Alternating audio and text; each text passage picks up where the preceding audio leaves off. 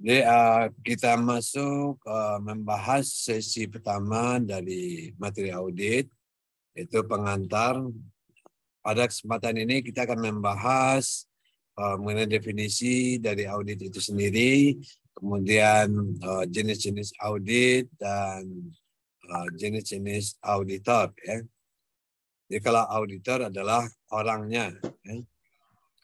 Jadi kita lihat yang pertama dari Haryono Yusuf, dia memberikan definisi bahwa audit adalah suatu proses sistematis untuk mendapatkan dan mengevaluasi bukti yang berhubungan dengan asersi atau pernyataan ya, tentang tindakan-tindakan dan kejadian-kejadian ekonomi secara objektif untuk menentukan tingkat kesesuaian antara asersi tersebut dengan kriteria yang telah ditetapkan dan mengkomunikasikan hasilnya kepada pihak-pihak yang berkepentingan.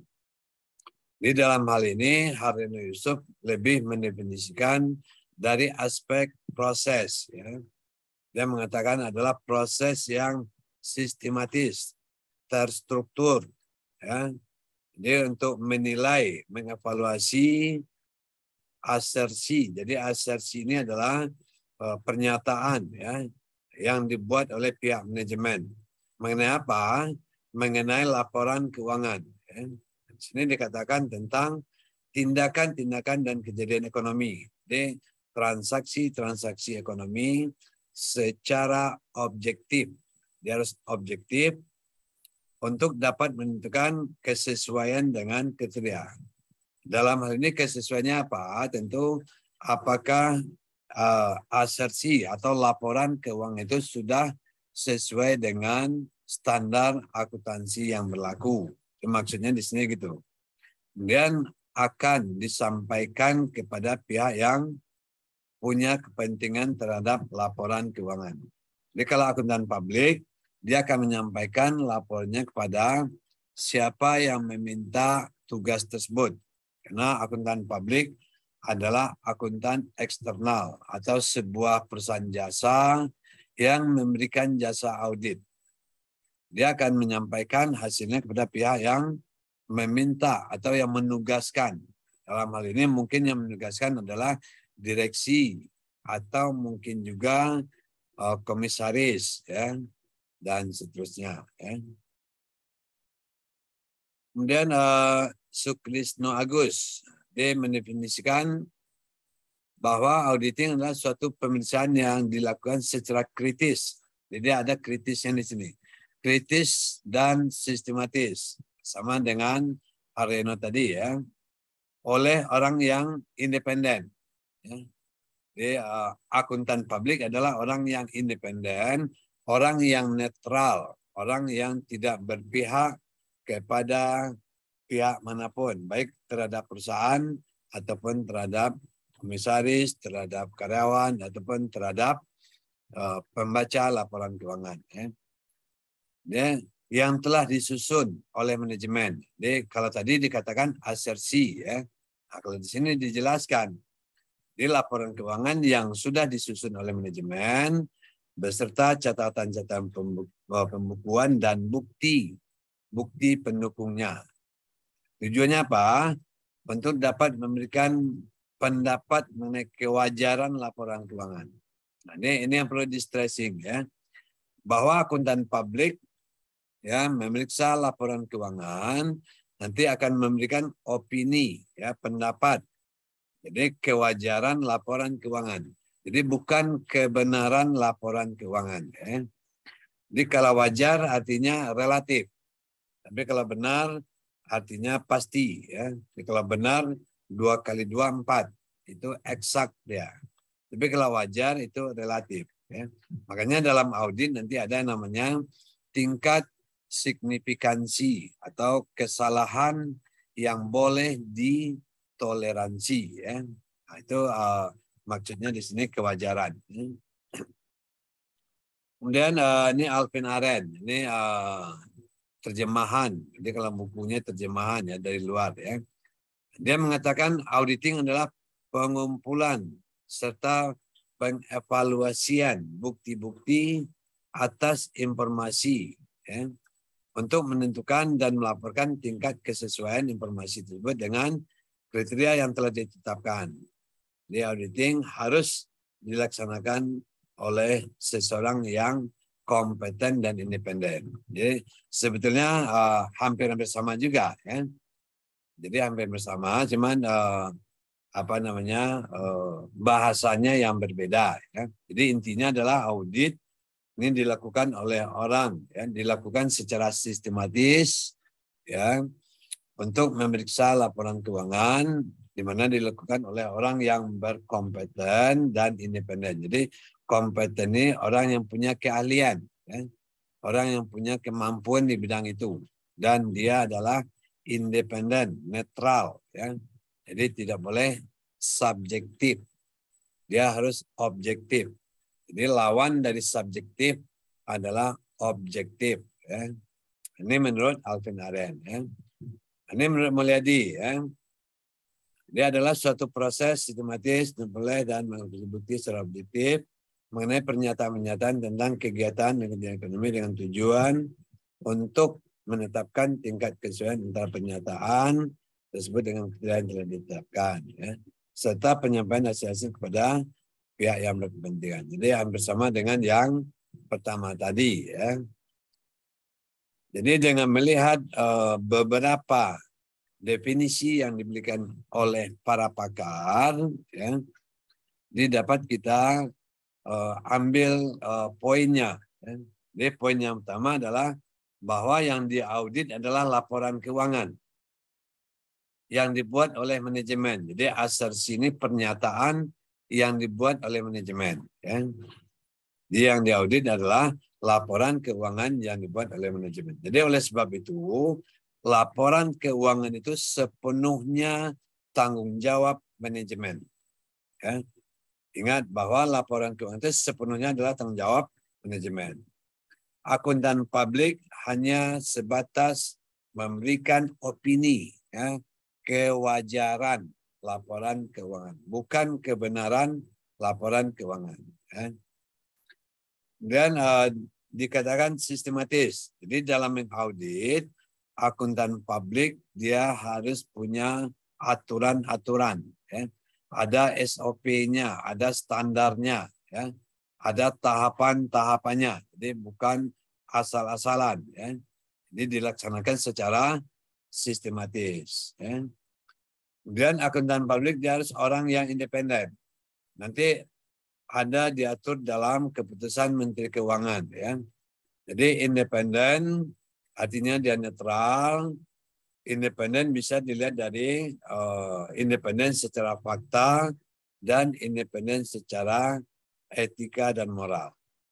Kalau independen secara fakta, nanti ada aturannya di Menteri Keuangan. Contoh, akuntan publik tidak boleh terlibat hutang piutang dengan kliennya.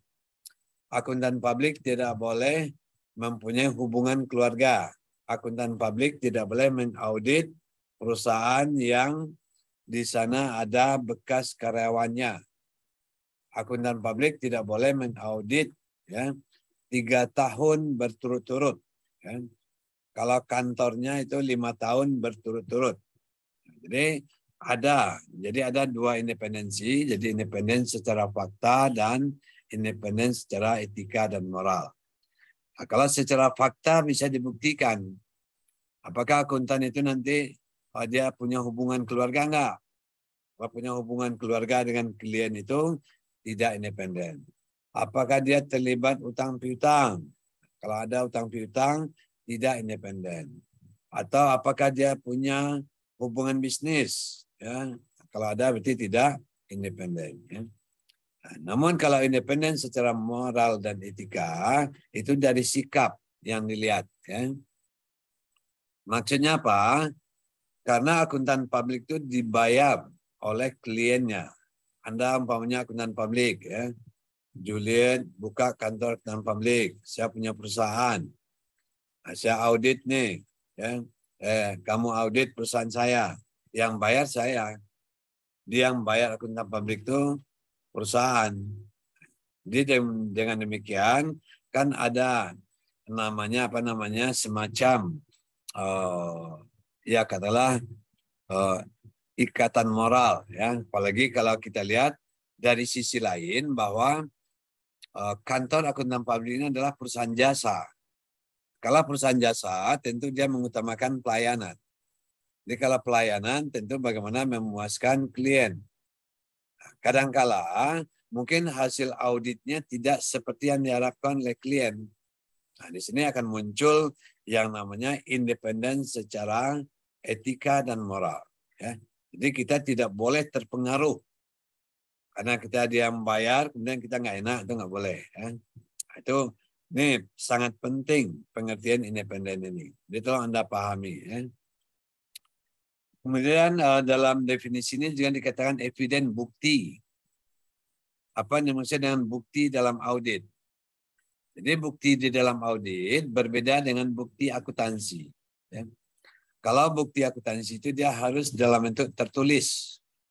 Jadi kalau Anda mengeluarkan kas, harus ada dokumen tertulis, faktur-fakturnya, pengeluaran kasnya buat apa. Jadi ada dokumen tertulis. Itu adalah bukti akuntansi. Ya.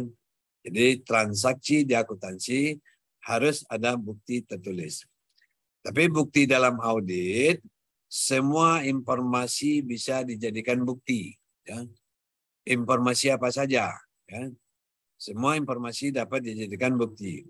Apakah itu bukti berupa rekaman, video, audio, atau pernyataan, ya, atau dokumen tertulis juga boleh.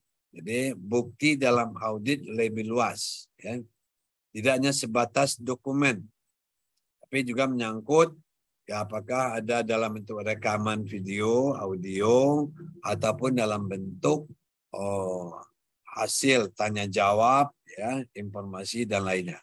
Tapi yang penting bukti itu harus valid. Bukti itu harus sumbernya harus dapat dipercaya. Jadi tidak sembarangan bukti. Nanti ada sesi tersendiri kita akan membahas bagaimana bukti di dalam audit. Ya. Kemudian yang berikutnya adalah tanggung jawab manajemen. Ya. Tadi sudah saya ulas juga bahwa laporan keuangan itu sepenuhnya adalah tanggung jawab manajemen. Ya. Jadi kalau sebuah perusahaan yang sudah diaudit oleh akuntan publik, ya, jadi sebuah perusahaan yang sudah diaudit oleh akuntan publik, kemudian ternyata di kemudian hari, ya, jadi akuntan publik sudah memberikan opini wajar tanpa syarat, wajar tanpa pengecualian atau WTP. Kemudian ternyata di kemudian hari ditemukan adanya kecurangan, ya, adanya kesalahan. Pertanyaannya apakah akuntan publik dapat disalahkan? Ya. Jadi dalam hal ini bisa iya, bisa tidak. Ya. Jadi akuntan publik dapat disalahkan kalau akuntan publik tidak melakukan audit sesuai dengan standar auditnya. Ya. Tapi kalau akuntan publik sudah melakukan audit sesuai dengan standarnya, dia tidak dapat mendeteksi kecurangan atau kesalahan, maka akuntan publik tidak dapat disalahkan. Ya. Jadi artinya tanggung jawab laporan keuangan adalah sepenuhnya tanggung jawab manajemen. Jadi akuntan publik dia hanya memberikan opini. Ya. Dan masalah deteksi kesalahan atau kecurangan, sepanjang akuntan publik sudah mengaudit sesuai dengan standarnya, apabila luput ya mendeteksi adanya kesalahan maka tidak bisa disalahkan. Ya. Ini yang penting Anda pahami. Ya. Ini juga sudah saya jelaskan tadi ya bahwa opini akuntan publik itu adalah mengenai kewajaran laporan keuangan, bukan kebenaran laporan keuangan. Jadi berbeda antara wajar dan benar. Ya. Nah, ini adalah definisi audit. Ya.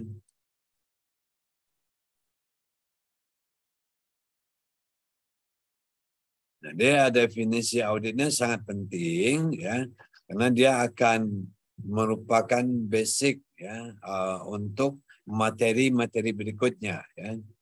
Jadi di samping Anda pahami, ya, Anda pahami definisinya dan pahami inti-inti dari definisi itu. Ya.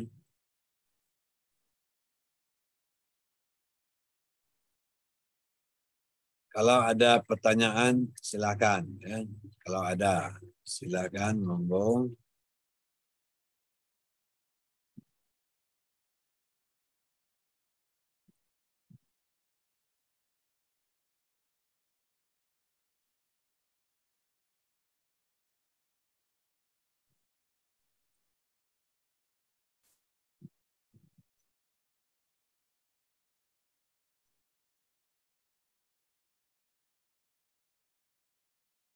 Di materi ini mungkin Anda belum punya, akan saya share di Siakat ya. Saya coba HL Karachi 50 atau sementara saya kirim di grup dulu ya. Saya kirim di grup materinya. Tapi nanti akan saya kirimkan linknya nanti ya. Jadi sehingga nanti Anda bisa bebas untuk download ya. Nah, itu sudah saya kirim di grup materinya, silakan Anda download. Ya.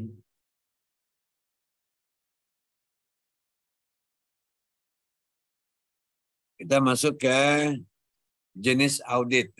Jadi jenis audit. Jadi jenis audit dilihat dari skop, luasnya pemeriksaan atau ruang lingkup audit. Jadi jenis audit dapat dibagi dua, ya. Jadi general audit dan special audit. Jadi kalau general audit adalah audit yang dilakukan oleh akuntan publik dalam rangka memberikan opini terhadap laporan keuangan. Itu yang saya jelaskan tadi ya. Jadi perusahaan-perusahaan yang go public, perusahaan yang terdaftar di Bursa Efek itu wajib laporan keuangannya diaudit oleh akuntan publik setiap tahunnya. Ya. Jadi setiap tahunnya wajib diaudit oleh akuntan publik. Ya. Jadi kemarin sudah saya jelaskan juga bahwa perusahaan yang go public standar akuntansinya menggunakan standar internasional atau dikenal dengan IFRS, International Financial Report Standard.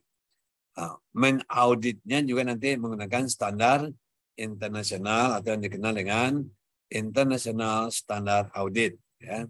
Ini namanya General Audit. Ya. Jadi audit yang tujuannya adalah untuk memberikan opini, ya, pendapat mengenai kewajaran laporan keuangan. Nanti kita lihat ada berapa macam opini akuntan publik. Ya.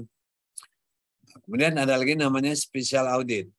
Jadi special audit biasanya audit yang diminta oleh klien atau oleh perusahaan dalam kasus-kasus tertentu. Ini biasanya adalah audit yang lebih sifatnya adalah investigasi. Ya. Di perusahaannya punya kasus. Ya. Apakah kasus adanya mengenai aset tetap umpamanya. Atau ada kasus persediaan. Ya. Jadi sehingga nanti special audit dia hanya mengaudit kasus-kasus yang dimaksud. Ya. Nah, ini lebih cenderung biasanya melihat adanya kesalahan-kesalahan yang ditemukan, adanya kecurangan-kecurangan yang ditemukan, maka kecurangan itu harus didalami. Ya. Jadi sehingga nanti dia hanya mengaudit terhadap akun-akun tertentu atau masalah-masalah tertentu saja. Ya. Jadi dia spesial, jadi khusus. Ya. Jadi audit spesial audit ini tujuannya tentu untuk menemukan faktor-faktor kesalahan itu. Ya. Apa kesalahan-kesalahan yang ada dan apa akibat dari kesalahan-kesalahan itu dan bagaimana solusinya. Ya. Itu biasanya seperti itu. Jadi ini masalahnya, ini temuannya, kemudian apa akibat dari adanya temuan itu, dan bagaimana solusinya. Ya. Ini adalah audit dilihat dari luasnya ruang lingkup pemeriksaan. Kemudian ada lagi yang namanya ditinjau dari jenisnya, ya, jenis pemeriksaan. Jadi ada manajemen audit, ya, ada compliance audit, ada internal audit, dan ada computer audit. Ya. Jadi audit jenis ini, yang pertama kita lihat manajemen audit. Ya. Jadi kalau manajemen audit, ini adalah audit biasanya adalah lebih bersifat internal. Ya.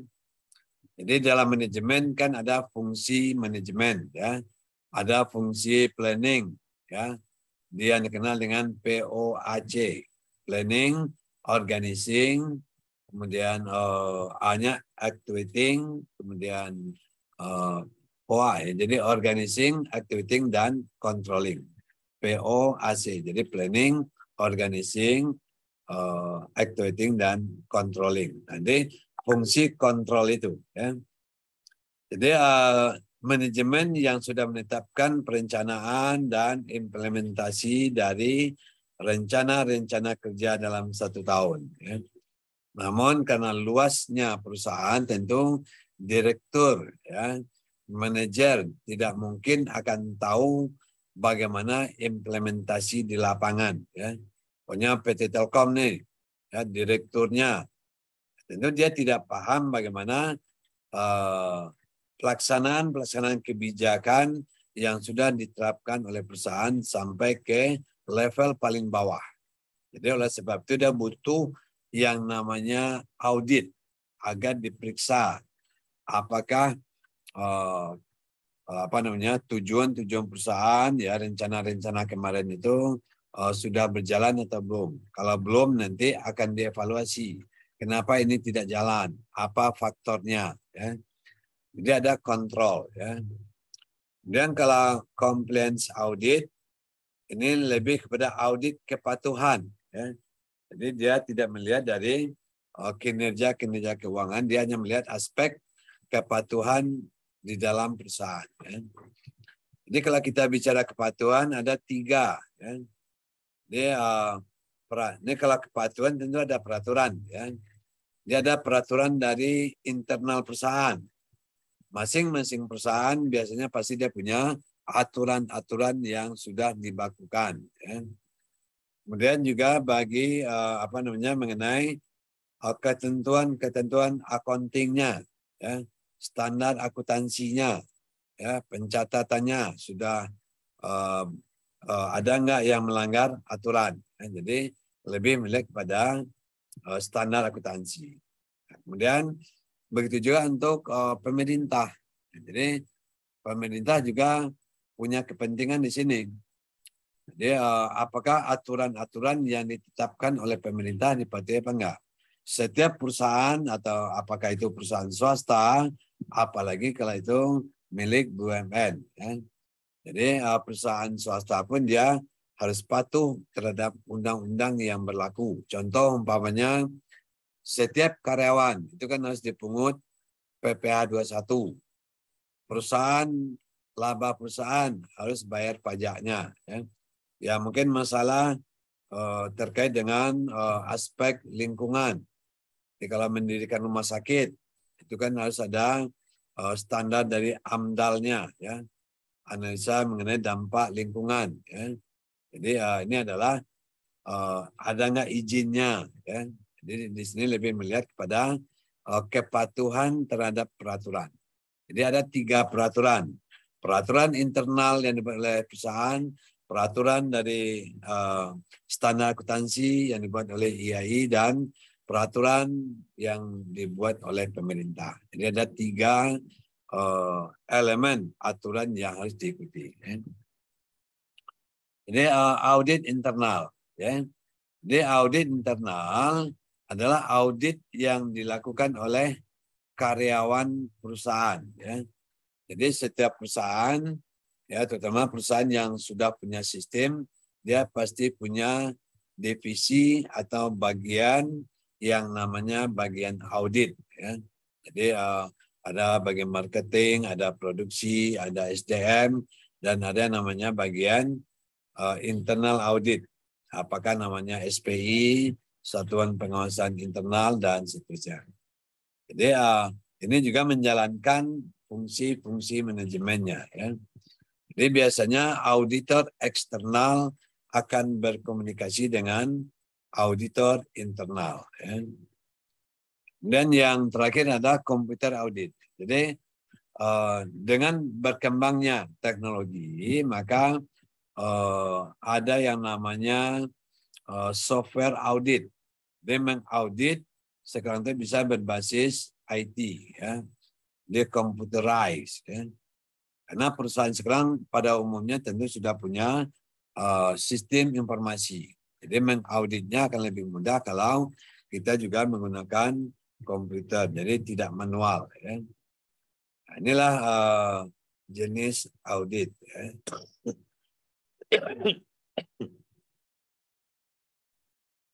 Kemudian orangnya, ya, auditornya. Jadi kalau orangnya ada yang membedakan internal audit dan eksternal audit. Ya. Jadi kalau internal audit adalah audit yang statusnya sebagai karyawan di perusahaan itu. Jadi baik di swasta ataupun di pemerintahan. Ya. Jadi ada juga yang membagikan hanya dua. Ya. Di audit internal, audit eksternal. Ya. Tapi ada juga yang membagi audit auditor pemerintah, ya, auditor internal, akuntan publik. Ya. Jadi kalau auditor pemerintah, ya, dia seperti BPK, ya, itu lembaga yang memang khusus mengaudit. BPKP itu juga. Kemudian setiap departemen, ya, itu juga ada namanya Irjen. Departemen Agama, Departemen Keuangan, Departemen Kesehatan, dan seterusnya itu pasti ada yang namanya Irjen, Inspektorat Jenderal. Ini juga bagi departemen ini adalah auditor internal. Ya. Kalau BPKP, BPK bagi departemen adalah auditor eksternal. Ya. Tapi dia juga semuanya adalah tentu auditor pemerintah. Jadi baik internal ataupun eksternal. Ya. Jadi tadi saya jelaskan juga bahwa di perusahaan privat, perusahaan swasta pun juga ada auditor internalnya. Ya. Jadi bagi orang, bagi manajemen, bagi direksi, ya, yang memahami bahwa pentingnya fungsi manajemen, maka dia akan meminta auditor internal ini bekerja semaksimal mungkin. Ya. Jadi sehingga dapat diketahui kalau adanya penyimpangan dalam program yang sudah ditetapkan dalam tahun tersebut. Ya. Kemudian akuntan publik, ini tadi sudah dijelaskan juga bahwa akuntan publik adalah sebuah profesi. Ya.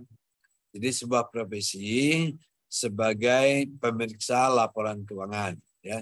Dia menjual jasanya, jasa audit laporan keuangan, jasa konsultasi, ya, jasa kompilasi terhadap laporan keuangan. Jadi tidak hanya sebatas mengaudit laporan keuangan, tapi juga bisa sebagai konsultan. Ya. Itu namanya akuntan publik. Ya.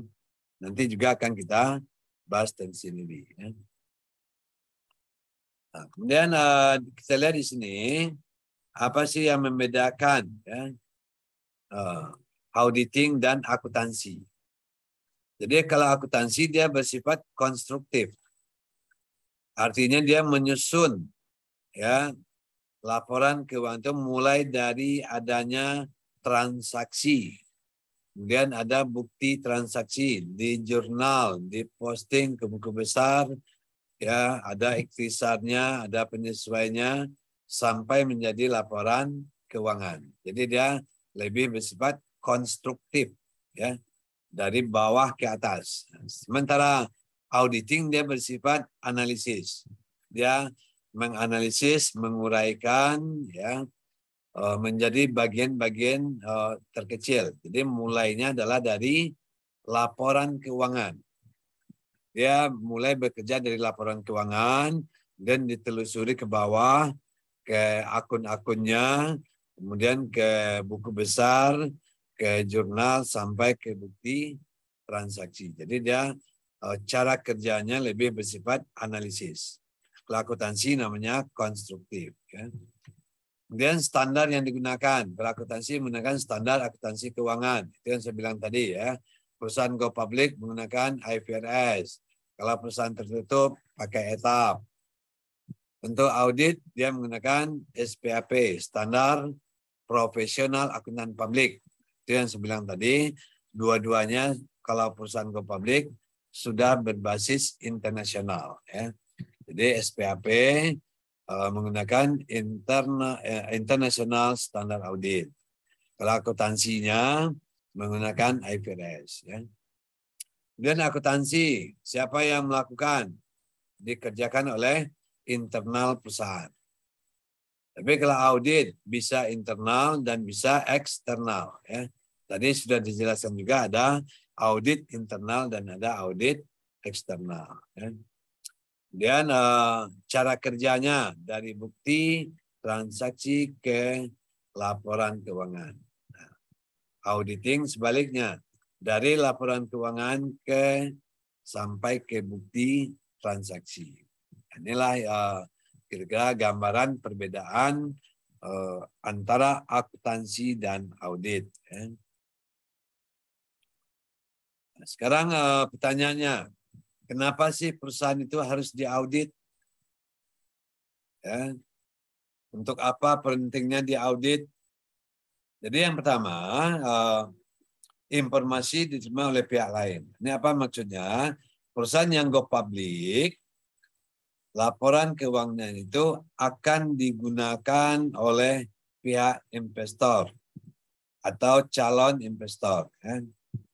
Jadi karena laporan keuangan itu akan dijadikan sebagai bahan dalam mengambil keputusan oleh pihak yang berkepentingan, maka perlu orang yang netral untuk memeriksa laporan keuangan itu. Karena kan begini, nanti akan sekaligus saya jelaskan ya. Yang kedua, bias dan motivasi membuat informasi. Jadi bias dan motivasi membuat laporan keuangan itu. Jadi perusahaan itu dalam membuat laporan keuangan itu cenderung bias. Ya. Jadi maksudnya begini, perusahaan yang go public, kemudian perusahaan membuat laporan keuangan. Pasti dia akan membuat bagaimana laporan keuangannya bagus. Bagaimana profitnya tinggi. Agar investor tertarik membeli sahamnya. Jadi ada kecenderungan bias dan motivasinya membuat laporan keuangan. Kemudian karena data yang banyak. Perusahaan-perusahaan yang besar tentu datanya banyak. Jadi sehingga kalau perusahaan kecil, ya, seorang dirut ya katakanlah punya perusahaan kecil yang karyawannya hanya 100 orang. Nah, biasanya dia akan bisa mengendalikan langsung karena jumlahnya hanya sedikit. Ya. Dia akan bisa mengendalikan, mengontrol. Tapi kalau perusahaan besar kayak Bank Syariah Indonesia, ada Telkom, ada PLN, ini kan perusahaannya besar. Seorang direksi tidak akan mungkin bisa menguasai data dari perusahaan tersebut. Ya. Jadi sehingga dia butuh diaudit. Dan kerumitan transaksi, jadi mirip lah ya. Jadi kalau perusahaan kecil kan transaksinya sederhana. Ya. Kalau kampus sama dahlan, ya transaksinya kan nggak ada yang rumit. Ya. Ya, bayar uang kuliah, bayar gaji karyawan dan dosen, ya. Penyusutan aset, jadi tidak banyak transaksinya, nggak rumit. Ya. Tapi kalau perusahaan besar, apalagi yang perusahaan punya anak perusahaan, ya, nah, tentu transaksinya sudah mulai rumit. Jadi sehingga dibutuhkanlah audit. Ya. Kemudian penyebab terjadinya risiko informasi. Ya. Jadi laporan keuangan yang dibuat oleh perusahaan, ya, kalau laporannya salah, laporannya curang, laporannya keliru, maka ada risiko bagi yang menggunakan laporan keuangan itu. Ya. Perusahaannya sebetulnya rugi, tapi dibuat laba, ya, dan dibeli sahamnya. Tentu ini kan ada resiko bagi investor ataupun calon investor. Ya. Jadi dengan demikian perusahaan itu perlu diaudit. Ya. Jadi tadi sudah saya jelaskan bahwa yang membuat laporan keuangan itu adalah perusahaan. Kalau kepentingan go public, ya kepentingan meminjam uang ke bank, maka yang membuat laporan keuangan itu cenderung akan membuat labanya lebih bagus, labanya lebih besar, profitnya besar. Jadi sehingga terkesan perusahaannya sehat. Tapi kalau untuk kepentingan pajak, ya, untuk laporan pajak, maka pihak manajemen dalam membuat laporan keuangan akan cenderung ya, memperkecil laba. Kalau masih ada biaya-biaya yang bisa dimasukkan. Ya. Kalau ada pendapatan yang bisa dikecilkan. Jadi sehingga nanti perusahaan itu labanya kecil, jadi pajak yang dibayar juga kecil. Ya. Jadi itulah kenapa alasannya laporan keuangan itu diaudit. Jadi banyak faktor ya, informasi diterima oleh pihak lain, bias dan motivasi, data yang banyak, transaksi yang rumit, dan adanya risiko kalau laporan itu salah dibuat. Ya. Jadi agar laporan itu tidak mempunyai kesalahan, ya, maka diaudit oleh akuntan publik. Ini sudah disebutkan juga tadi, mengurangi risiko informasi. Ya. Jadi dengan karena laporan keuangan itu adalah informasi yang akan digunakan, cara menguranginya melakukan sendiri verifikasi atau informasi. Jadi direktur melakukan verifikasi sendiri atas laporan keuangan. Tentu direktur tidak punya kemampuan kalau perusahaannya besar. Kalau perusahaannya kecil bisa. Ya. Dan membebankan risiko informasi pada manajemen. Dia maksudnya ya sudahlah, kalau ada kesalahan, ya kecurangan itu risiko manajemen lah, kan? Dia kayak semacam pasrah. Ya. Yang terakhir yang bagus adalah laporan keuangan diaudit oleh akuntan publik. Ya, jadi laporan keuangan yang telah diaudit dalam ini maksudnya adalah diaudit oleh akuntan publik. Ya. Jadi sehingga dengan demikian inilah langkah yang terbaik, baik perusahaan privat ataupun perusahaan non privat. Ya. Jadi kalau suatu laporan keuangan diaudit oleh external audit, maka akan meningkatkan kepercayaan masyarakat. Contoh umpamanya dompet duafa. Ya, dompet duafa ini kan lembaga sosial kemasyarakatan. Orang akan mau memberikan zakat infak sedekahnya ke dompet duafa kalau masyarakat percaya dengan dompet duafa. Kan banyak lembaga sosial ya, ada dompet duafa, ada Lazismu, ada Basnas, ya, ada Lazisnu, ada rumah zakat dan seterusnya. Nah, lembaga sosial ini kalau diaudit oleh akuntan publik, maka tingkat kepercayaan masyarakat akan naik. Ya, orang akan mau menyumbang, menyalurkan zakat, infak dan sedekahnya karena ada kepercayaan terhadap lembaga itu. Ya. Jadi, sehingga di audit itu akan lebih baik. Ya. Manfaat ekonomis, ya. Jadi terutama untuk perusahaan yang go public. Dengan diauditnya laporan keuangan, maka perusahaan bisa mengakses pasar modal. Ya. Jadi bisa jual sahamnya di bursa efek. Jadi sehingga mempunyai peluang karena perusahaan yang akan menjual sahamnya di bursa efek, salah satu syaratnya adalah laporan keuangannya sudah diaudit oleh akuntan publik. Ya. Kemudian yang kedua manfaatnya adalah biaya modal lebih rendah. Jadi sumber dana di perusahaan itu kan ada dua ya. Sumber dana itu ada yang sifatnya utang, dan ada yang sifatnya modal. Kalau perusahaan butuh dana, maka dia bisa memilih alternatif ini. Pokoknya Anda sebagai direksi keuangan, ya, perusahaan butuh dana ini, ya, butuh modal, ya, butuh dana. Dengan butuh dana itu Anda berpikir apa utang atau jual saham. Artinya apakah jual saham atau jual obligasi. Kalau jual obligasi, maka konsekuensinya laba tidak laba perusahaan, maka bunganya harus dibayar. Tapi kalau Anda menjual saham, ya, Anda menjual saham, ya, dapat uang untuk berinvestasi, maka biayanya tidak ada, bukan tidak ada ya, jadi rendah.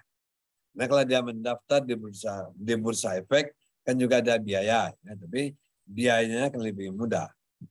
Kalau apa namanya saham, apabila perusahaan tidak untung, kan dividen tidak harus dibayar. Dividen hanya dibayar kalau perusahaan memperoleh profit. Ya. Jadi sehingga biaya modal lebih rendah. Jadi artinya kalau dibandingkan dengan jual obligasi atau jual saham. Ya. Kemudian pencegahan tidak efisien dan kecurangan. Jadi dengan adanya audit, ya, terhadap perusahaan, maka ini dapat menyebabkan adanya efisiensi, ya, di mencegah kecurangan. Jadi kalau di audit dengan ditemukannya kecurangan tentu kedepannya lagi itu bisa diatasi, ya. Tapi kalau tidak ada audit, ada kecurangan, maka kecurangan itu berlanjut terus bertahun-tahun. Jadi ini kan tidak bagus, ya. Juga efisien. Jadi setiap aktivitas di perusahaan itu perlu dipertimbangkan efisiensinya. Jadi kalau efisiensi lebih pertimbangan ekonomis. Tapi kalau efektif lebih pertimbangan pada tujuannya, apakah tujuan tercapai atau enggak, ya. Dalam hal ini suatu kegiatan bisa efektif tapi belum tentu efisien, dan sebuah kegiatan belum tentu mungkin efisien tapi tidak efektif. Contoh kita kuliah sekarang ini, mana yang efisien, kuliah online atau offline?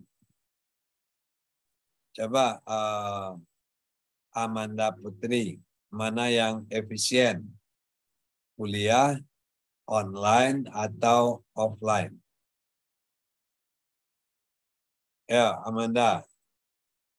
Jangan tidur ya, ini karena online, masuk kamera, kemudian masuk Zoom, kemudian tidur. Jangan. Ya, Amanda. Silakan. Apa itu efisien?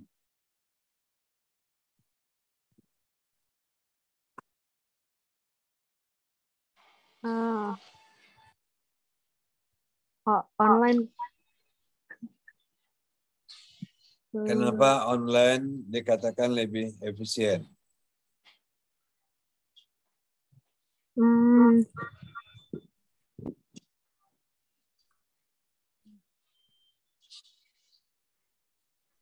Suaranya kok kecil ya, putus-putus. Iya, Pak.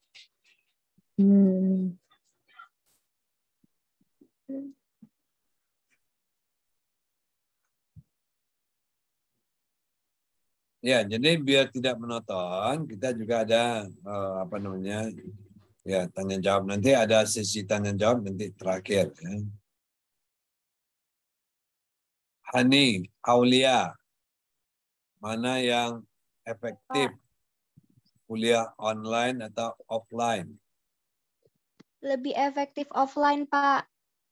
Jadi lebih efektif offline. Jadi ini contoh ya. Jadi contoh pencegahan ketidakefisienan dan kecurangan. Jadi di perusahaan itu juga begitu. Semua kegiatan dipertimbangkan efisien dan efektifnya, juga termasuk kecurangan. Ya. Jadi suatu kegiatan itu belum tentu bisa efisien tapi belum tentu efektif. Ya. Kuliah online itu efisien, ya. Anda tidak banyak mengeluarkan biaya, ya. Mungkin biaya pulsa, ya. Anda nggak harus mandi, Anda nggak harus pakai motor, transport dan segala macamnya. Ya. Efisien, tapi tidak efektif. Ya. Dia apalagi kalau kuliahnya nggak serius, kan dosennya nggak lihat. Ya. Tapi kalau yang serius sebetulnya dia buka kamera, ya. Jadi anggap seperti di kelas. Bisa nggak Anda buka videonya? Jadi sehingga terlihat, ya. Anggap aja ini ya kita di kelas. Nah, itu untuk meningkatkan efisiennya, efektifnya. Agar kuliah online efektif, dalam pikiran Anda tanamkan, ya. Kalau perlu mandi dulu, mandi sarapan jadi segar, anggap Anda pergi kuliah. Ya. Jadi sehingga dalam image itu Anda pada waktu kuliah itu memang betul-betul sudah siap menerima materi kuliah. Jadi anggap aja seperti di kelas. Ya. Kalau Anda upayakan itu, dia akan efektif. Ya. Tapi kalau Anda tidak serius ya mendengarkannya, ya kemudian apalagi ya kabur-kabur ya atau sambil mengerjakan yang lain, itu tidak efektif. Ya. Ini contoh, ya. Jadi sehingga kalau Anda sebagai manajer di perusahaan, sebagai direksi, Anda harus mempertimbangkan semua kegiatan di perusahaan itu harus efisien dan efektif. Jangan terlalu berbelit-belit administrasinya, ya, terlalu banyak aturannya, tapi tidak mencapai sasaran. Ya. Kemudian apalagi manfaatnya, ya. Jadi perbaikan dalam pengendalian. Jadi dengan adanya audit, ya adanya temuan-temuan, itu akan selalu ya diperbaiki. Kenapa bisa ada kecurangan ini? Pasti ada kelemahan sistemnya, ya. Jadi sehingga nanti makin lama perusahaan itu makin bagus sistem pengendaliannya. Ya. Nah, itu manfaat ekonomis, ya. Dan hubungan akuntansi dengan auditor. Ya. Tadi sudah saya jelaskan juga bahwa yang diaudit adalah laporan keuangan. Ya. Jadi di dalam akuntansi, dia tadi sudah saya jelaskan bahwa akuntansi itu mulai dari adanya transaksi. Jadi pada pertemuan awal kemarin saya sudah jelaskan apa itu transaksi. Ya. Apa definisi transaksi. Jadi jangan Anda menerjemahkan, mendefinisikan transaksi adalah kejadian jual beli, ada penjual, ada pembeli. Ya. Itu transaksi menurut tukang bakso. Ya. Tukang bakso Anda tanya, ya. Tapi kalau orang accounting menjawab transaksi adalah setiap kejadian yang merubah posisi keuangan. Ya. Dan ya kita akan mengukur dan mencatat data transaksi. Mengukur berapa nilai rupiahnya, ya. Mencatat dalam bentuk jurnal. Dan mengelompokkan ya dalam bentuk buku besar, ya. Itu namanya proses akuntansinya. Kemudian menyusun laporan keuangan. Ya. Sedangkan audit, dari data-data ini dia mendapatkan dan mengevaluasi bukti. Jadi bukti ini benar apa enggak? Ya, jadi buktinya harus dievaluasi. Jadi umpamanya adalah perusahaan membeli mobil, sebuah unit mobil, maka dievaluasi buktinya, faktornya. Ya, beli mobil Innova, sekarang berapa Innova yang baru sekarang? Apakah 350 atau 300, saya juga nggak tahu, ya. Katakanlah pasaran sekarang 300. Kita harus tahu juga, ya. Jadi perusahaan beli mobil nih bulan kapan? Nah, kita sebagai auditor juga perlu tahu juga berapa pasaran mobil pada waktu itu. Ya, nanti fakturnya di rekayasa. Ya. Jadi kita lakukan evaluasi terhadap buktinya. Ya.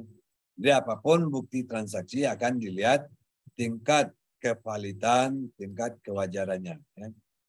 memeriksa laporan keuangan sesuai dengan standar akuntansi. Jadi auditor ya tentu dia sudah menguasai akuntansi. Itu yang saya bilang pada pertemuan offline ya, bahwa seorang auditor tentu dia sudah menguasai standar akuntansi. Minimal kalau untuk audit ya Anda sudah pasti sudah bisa menjurnal ya.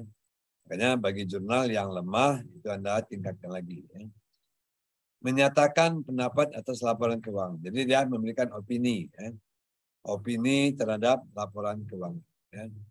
Dia menyerahkan laporan keuangan kepada klien ya. Dan di sini mendistribusikan. Ini tergantung dari tujuan audit tadi ya. Jadi, apakah tujuannya ya untuk memberikan opini atau mungkin tujuannya untuk pajak dan seterusnya ya. Ini macam-macam opini ya. Jadi Anda harus tahu nih sebagai mahasiswa accounting ya. Jadi opini yang pertama, wajar tanpa syarat. Atau bahasa ininya unqualified opinion ya. Jadi opini tanpa kualifikasi ya. Jadi opini tanpa kualifikasi atau wajar tanpa syarat atau wajar tanpa pengecualian. Apa artinya? Jadi kalau WTS ini artinya bahwa laporan keuangan sudah sesuai dengan standar akuntansi yang berlaku. Ya. Di bahwa laporan keuangan sudah disusun, dibuat sesuai dengan standar akuntansi yang berlaku. Kalau untuk perbankan, sudah sesuai dengan standar perbankan. Ya. Kalau perusahaan manufaktur, sudah sesuai dengan karakternya manufaktur. Opini yang kedua, WTS dengan penjelasan. Ya. Atau unqualified opinion with explanatory. Jadi ini artinya adalah laporan keuangan sama dengan yang di atas.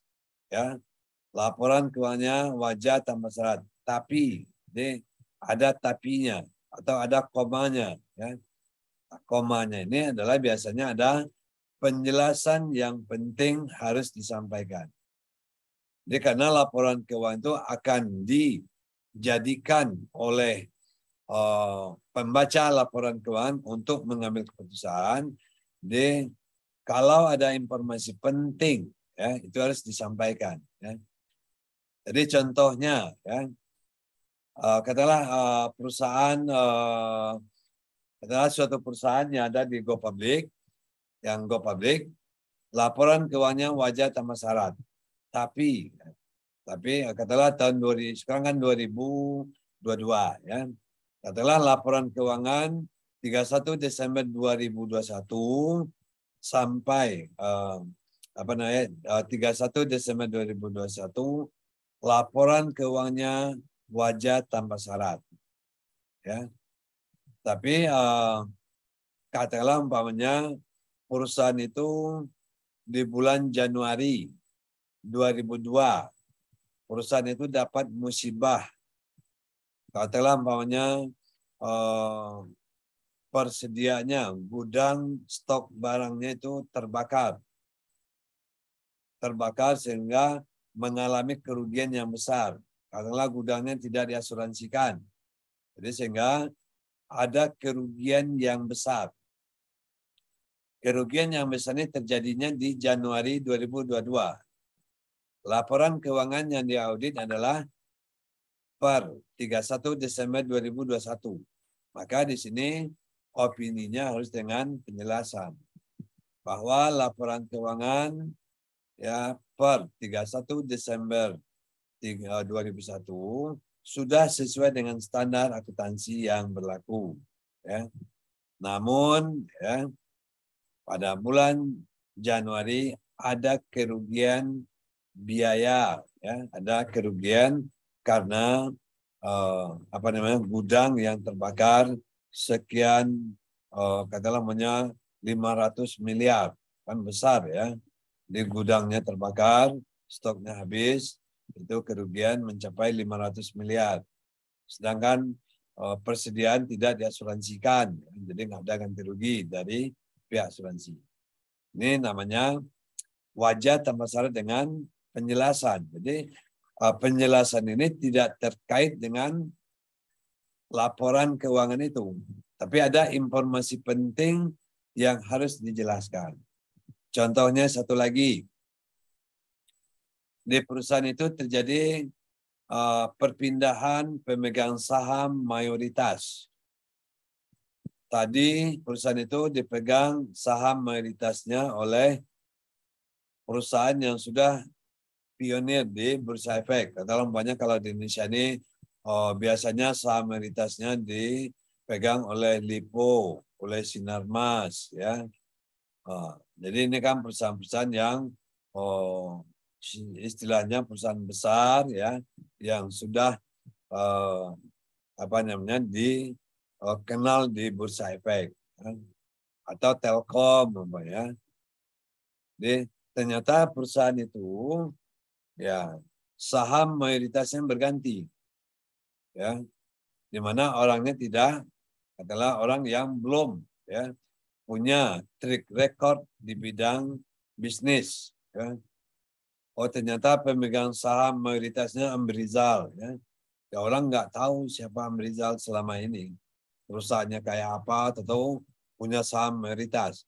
Maka ini juga perlu disampaikan, ya. Dia ada perubahan terhadap kepemilikan saham mayoritas.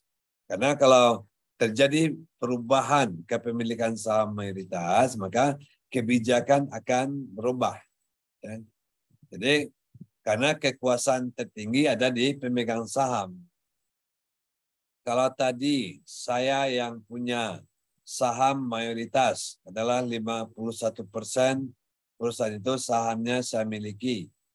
Maka hitam putih perusahaan itu di tangan saya. Besok direksinya dipecat, itu saya pecat. Adakan rapat umum pemegang saham luar biasa dan direksinya dipecat. Itu suka-suka saya. Jadi sehingga kekuasaan tertinggi di perusahaan adalah pemegang saham. Ya. Ini yang nomor 2. Tolong dipahami bahwa apa bedanya nomor 1 dengan nomor 2. Ya.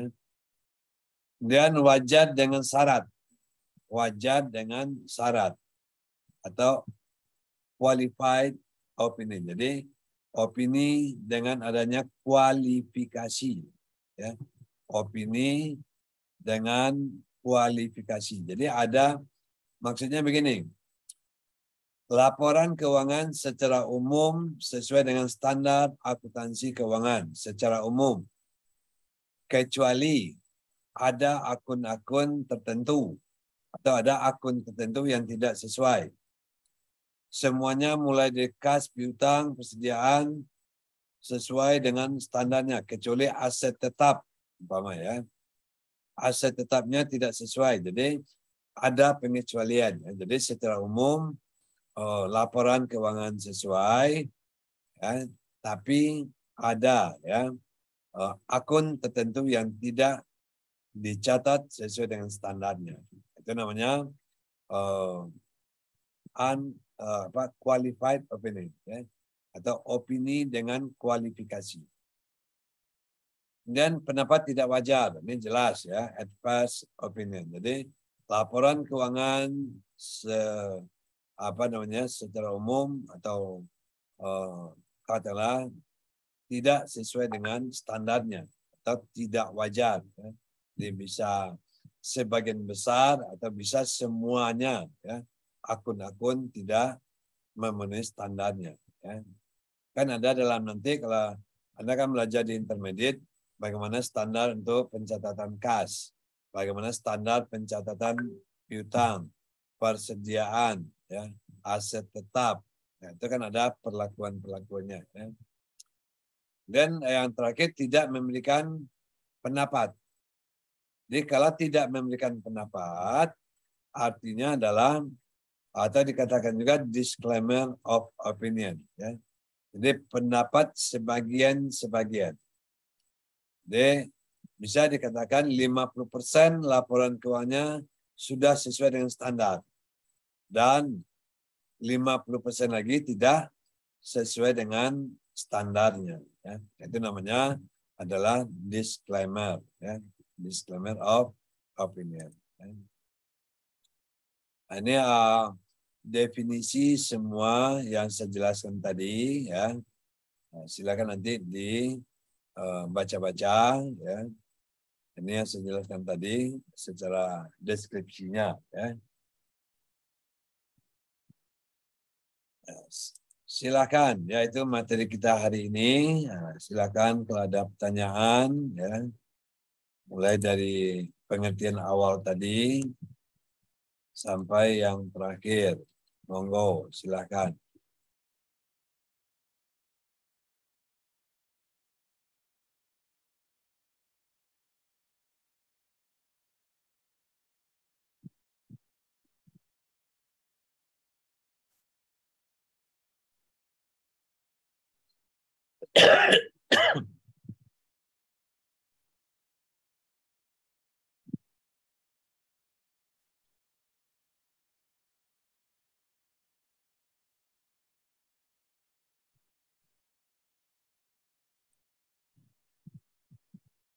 Ya, jadi kalau tidak ada yang bertanya, saya yang bertanya. Ya. Jadi Anda buka kamera semua. Semuanya buka kamera. Juliet, apa yang dimaksud dengan independen?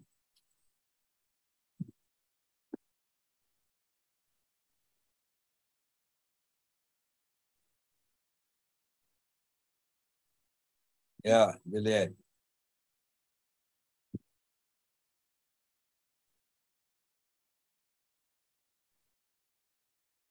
Apa yang dimaksud dengan independen? Anda jelaskan. Ya.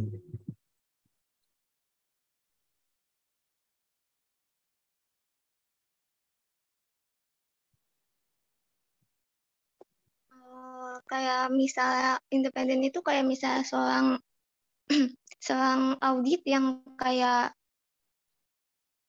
dia tuh tidak terikat oleh apapun. Jadi kalau misalnya dia independen itu seorang auditor itu artinya kayak dia tuh nggak boleh ke pihak manapun gitu loh Pak. Harus sesuai dengan pekerjaannya dia secara jujur gitu loh Pak. Terus secara jujur pokoknya nggak boleh curang gitu loh Pak. Gitu. Ya, jadi Anda boleh jelaskan dengan bahasa Anda sendiri. Jadi nggak usah, apa namanya,